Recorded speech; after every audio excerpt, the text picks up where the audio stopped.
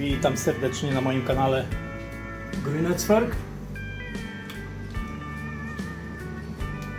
Dzisiaj mamy dzień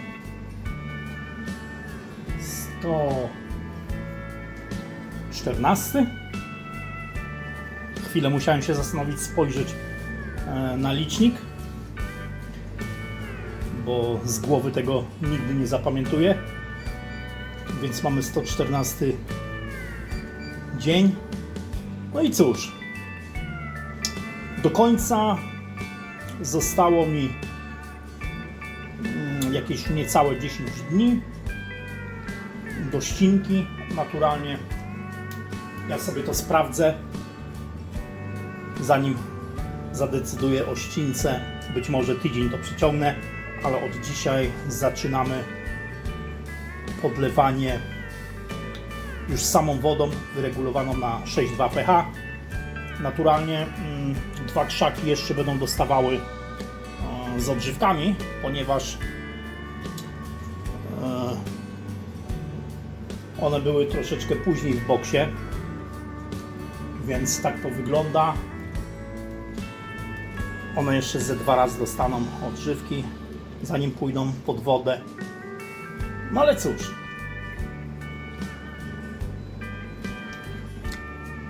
przystępujemy do naszego podlewania. Dostają, tak jak wspomniałem, już naprawdę samą wodę.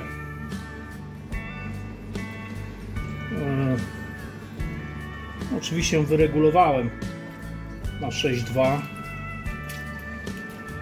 Dostają nasze kwiatki po 3 litry wody na donicę, więc mniej więcej tak to wygląda podlewanko.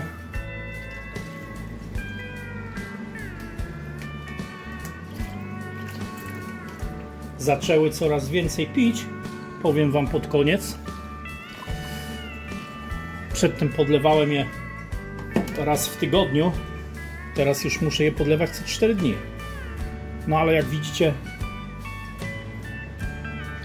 krzaczki są zielone, więc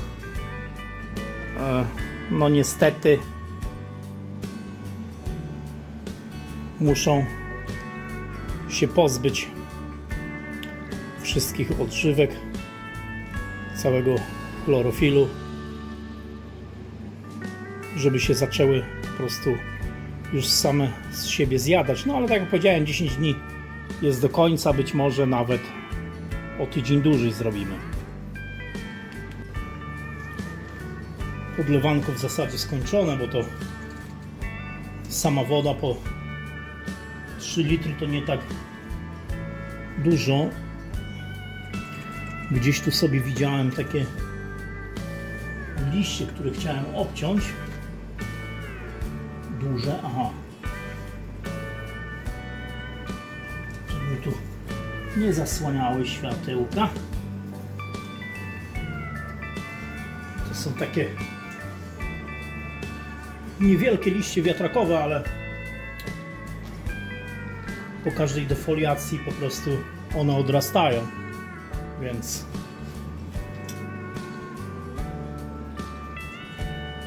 są mi tutaj zbędne.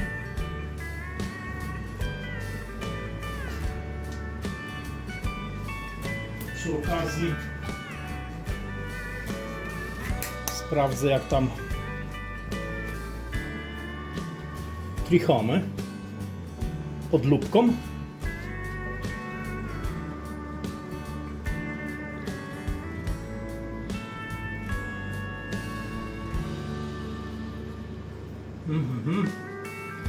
Powiem wam szczerze, że nie jestem tego tak wam w stanie za bardzo pokazać. Wiadomo,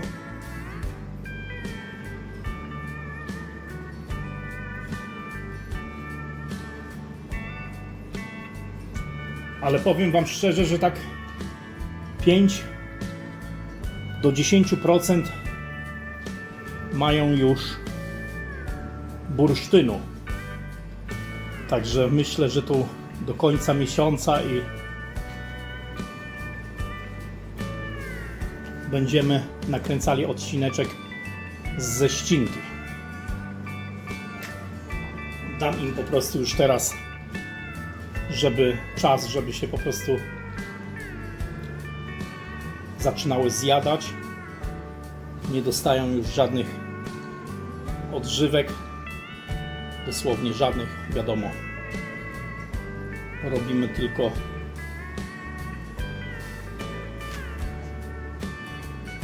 płukanko, żeby po prostu był na końcu fajny smak i zapach. Szczerze mówiąc, zawsze przy każdej mojej uprawie daję lodu. Nie wiem, czy tym razem zdążę i czy to będzie miało w ogóle sens, ale bynajmniej Wam pokażę, jak obkładam lodem i zobaczymy.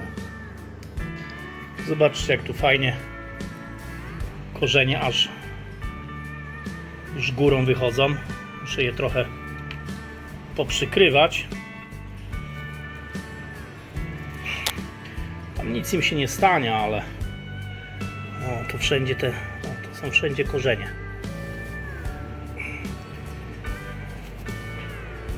Po prostu już to są donice 18-litrowe, więc podejrzewam, że tam już jest gęsto. A jest to kokos, więc będę tego kokosa do następnej uprawy jeszcze używał. Także też będzie ciekawie. Postaram się chociaż jakiś króciutki odcinek nagrać, jak po prostu ja to robię, jak używam ponownie kokosa do następnej uprawy. Generalnie rzecz biorąc, topki fajne.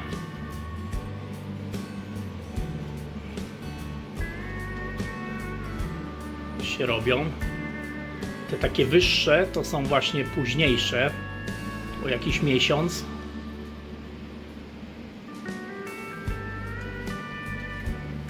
Ale generalnie rzecz biorąc, coś tam z tego wiadomo, że będzie i coś tam zostanie tego dobrego. Pod spodem u mnie wygląda to tak. Wiadomo, warunki mają przewiewne ku dołowi. Także tutaj nawet też dodatkowo słupek wchodzi dołem, rozdmuchuje u góry, chodzą mieszające, także mają czym oddychać. No wiadomo, mam tutaj 63-29 stopni, ale to wiadomo, że teraz mam chwilę namiot otwarty, ale generalnie jest tak 65-66. Teraz na pewno wilgoć podskoczy, no bo wiadomo,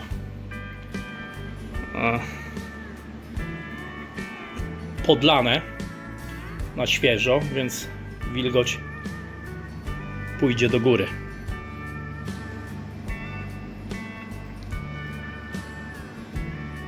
Chciałbym podziękować w tym tygodniu za donaty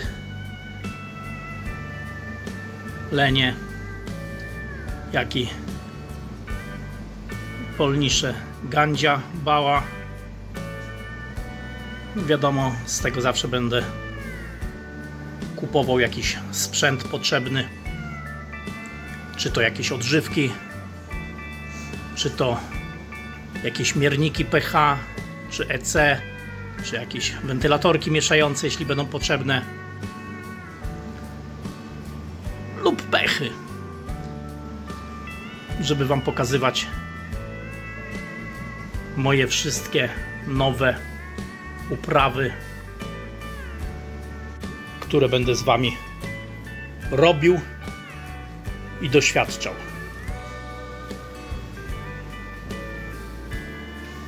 W tym odcineczku to już na tyle. Myślę, że w następnym odcinku postaram Wam się krótko pokazać, jak ja parę dni przed ścięciem stresuję moje rośliny, co z nimi robię, żeby po prostu one szybciej zaczęły kończyć swój żywot, żeby zaczęły czuć, że już umierają. Do zobaczenia w przyszłym odcineczku z fartem growerzy.